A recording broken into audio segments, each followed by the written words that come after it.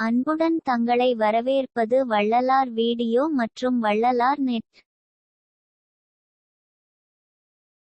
கடவுளை ஏன் வணங்க வேண்டும்? நாம் பிணி, முப்பு, மரணம் போன்ற அனைத்து துன்பங்களிலிருந்தும் விடுபட்டு மரணம் இல்லா ஞான தேகத்தை பெற்று கடவுள் மயமாக நாம் கடவுளை வணங்க வேண்டும்.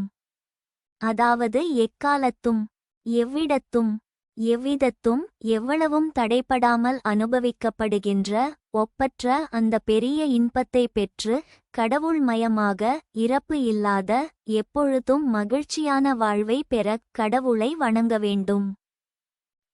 நம்மை என்றும் பிரியா சிவம் நமக்கு உள்ளேயும் வெளியேயும் இருந்து நம்முள் பேரறிவாக இருந்து எந்த பிரதி பலனும் இல்லாமல் நம்மை வாழ வைக்கிறது.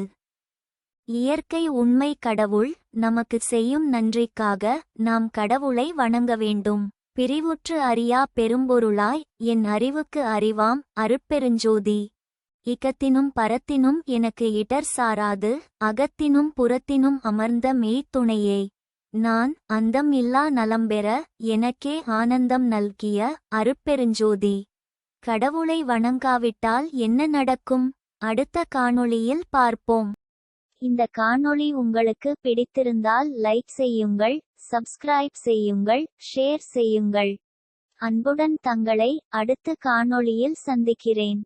அதுவரை வள்ளலார் வீடியோவின் வணக்கம்.